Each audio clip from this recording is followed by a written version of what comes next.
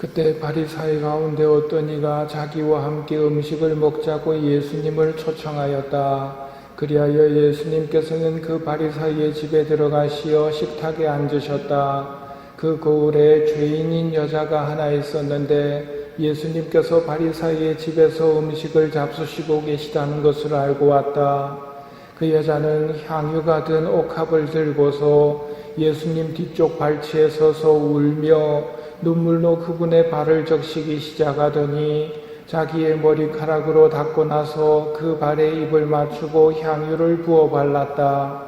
예수님을 초대한 바리사이가 그것을 보고 저 사람이 예언자라면 자기에게 손을 대는 여자가 누구이며 어떤 사람인지 곧 죄인인 줄 알 터인데 하고 속으로 말하였다. 그때 예수님께서 말씀하셨다. 시몬아, 너에게 할 말이 있다. 시몬이 스승님 말씀하십시오 하였다. 어떤 채권자에게 채무자가 둘 있었다. 한 사람은 500데나리온을 빚지고 다른 사람은 50데나리온을 빚졌다. 둘 다 갚을 길이 없으므로 채권자는 그들에게 빚을 탕감해 주었다. 그러면 그들 가운데 누가 그 채권자를 더 사랑하겠느냐? 시몬이 더 많이 탕감받은 사람이라고 생각합니다 하고 대답하자 예수님께서 옳게 판단하였다 하고 말씀하셨다. 그리고 그 여자를 돌아보시며 시몬에게 이르셨다. 이 여자를 보아라. 내가 내 집에 들어왔을 때 너는 나에게 발 씻을 물도 주지 않았다. 그러나 이 여자는 눈물로 내 발을 적시고 자기의 머리카락으로 닦아주었다. 너는 나에게 입을 맞추지 않았지만 이 여자는 내가 들어왔을 때부터 줄곧 내 발에 입을 맞추었다. 너는 내 머리에 기름을 부어 발라주지 않았다. 그러나 이 여자는 내 발에 향유를 부어 발라주었다. 그러므로 내가 너에게 말한다. 이 여자는 그 많은 죄를 용서받았다. 그래서 큰 사랑을 드러낸 것이다. 그러나 적게 용서받은 사람은 적게 사랑한다. 그러고 나서 예수님께서는 그 여자에게 말씀하셨다. 너는 죄를 용서받았다. 그러자 식탁에 함께 앉아있던 이들이 속으로 저 사람이 누구이기에 죄까지 용서해 주는가 하고 말하였다. 그러나 예수님께서는 그 여자에게 이르셨다. 내 믿음이 너를 구원하였다. 평안히 가거라.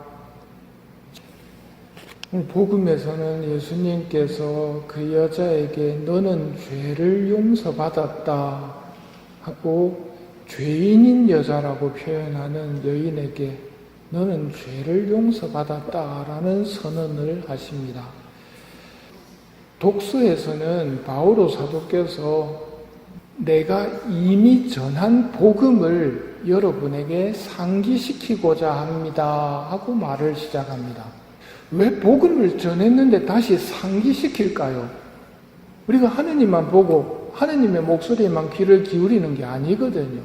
온갖 세상 것들 보고 세상에서 들려오는 소리들이 우리 귀에 들립니다.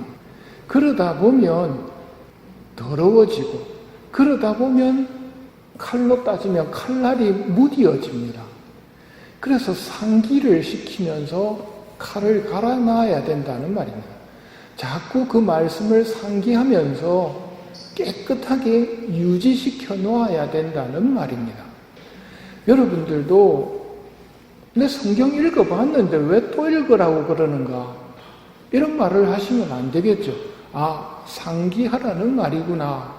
복음을 상기시키고자 합니다. 복음이 뭡니까 그런데? 하면 이건 무지 말이 많아집니다. 복음이 뭘 복음이라고 해야 될까? 근데 오늘 바울 사도께서 상기시키려고 하는 복음은 한마디로 요약하면 부활입니다. 부활은 다르게 설명하면 사람은 죽는다고 끝나는 게 아니다라는 게 복음입니다. 사람은 죽으면 끝나는 게 아니다. 이게 복음입니까? 이게 복음인 사람이 되어야 됩니다. 악한 사람은 죽으면 끝나지 않는다라는 말을 듣기 싫어합니다. 이 세상이 전부인 양 살다가 한탕 치고 악한 짓이든 못된 짓이든 관계없이 지배만 불리면서 살다가 죽으면 그만이지 하고 죽은 사람이 죽으면 끝이 아니라는 것을 들으면 난감해지거든요. 우리는 사람은 죽으면 끝나지 않는다는 것을 복음으로 받아들여야 됩니다. 그러려면 어떻게 살아야 되겠습니까? 영원한 가치들을 추구하면서 살아야 됩니다. 예수님처럼 살아야 됩니다. 손해보면서 다른 사람들을 살리려고 살던 사람들은 죽고 나서 영원한 세상이 시작될 때 그때부터 진짜 상을 받게 된단 말입니다. 그래서 누가 행복하다고 선언하셨습니까? 가난한 사람들, 지금 우는 사람들. 누가 불행한 사람입니까? 지금 웃고 지금 배부른 사람들. 예수님은 분명히 그렇게 선언을 하십니다. 부활했다는 것을 어떻게 알 수 있는가? 오늘 바오로 사도가 이야기합니다. 본 사람들이 있다. 증인들이 있다. 케파에게 나타나시고 12사도에게 나타나시고 한꺼번에 500명이 넘는 형제들에게도 나타나시고 마지막에는 바오로 나한테도 나타나셨다. 그 나타나심을 통해서 뭘 알려주십니까? 생전에 선포하셨던 복음들이 진짜라는 것. 그게 이루어진다는 것을 우리에게 알려주신 거거든요. 이제 죽음을 겪으신 예수님은 더 이상 죽음이 없습니다. 사람은 한 번 죽지 두 번은 죽지 않습니다. 흔히 둘째 죽음이라고 표현하는 것은 지옥에 떨어지는 걸 둘째 죽음이라고 표현할 뿐입니다. 지옥 가서 죽어서 끝나버리면 둘째 죽음이라고도 할 수 없겠죠. 지옥이 무서운 이유가 끝이 없다는 이유입니다. 천국이 좋은 이유가 끝이 없다는 겁니다. 이 세상 시간은 지나갑니다. 분명히 지나갑니다.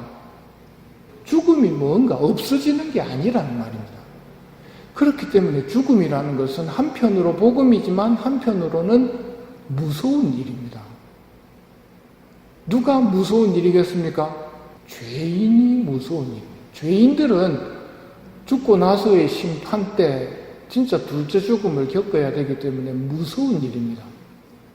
예수님이 우리에게 복음을 선언해 주신, 선포해 주신 그 안에 들어있는 부활 말고도 기쁜 소식이 뭐였습니까? 죄의 용서입니다. 오늘 복음에서 이 여인이 죄인인 여자라고 표현했지만 끝에 뭐라고 말씀하십니까? 너는 죄를 용서받았다. 이게 하느님한테 우리가 진짜 감사드려야 될 부분입니다. 천국과 지옥이 있다. 거기서는 더 이상 변화가 없다. 한번 떨어지면 끝이다. 그걸 아는 것은 사실 복음이 아닙니다. 그걸 누가 모릅니까? 모르지 않고 아는데도 자꾸 내 발걸음이 지옥을 향해 가는 경우가 많거든요. 정말 고마운 것은 하느님께서는 마지막 날까지 참아주십니다. 밀과 가라지가 추수 때까지 같이 자라도록 내버려 두어라고 말씀하셨죠. 그게 악하게 사는 사람들에게는 기쁜 소식입니다.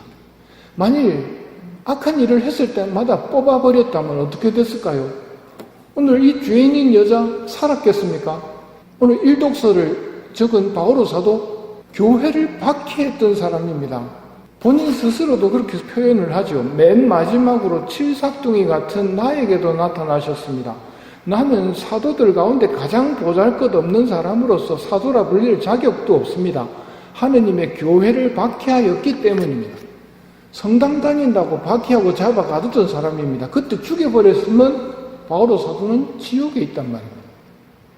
하느님은 마지막까지 우리 구원의 가장 좋은 때를 기다리면서 참아주십니다. 이게 복음입니다.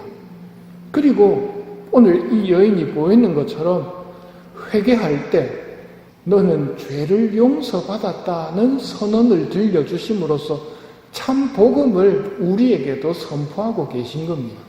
이 모습을 보면서 우리가 하나 점검하고 싶은 것은 이 여인의 이야기를 다시 한번 읽어보십시오.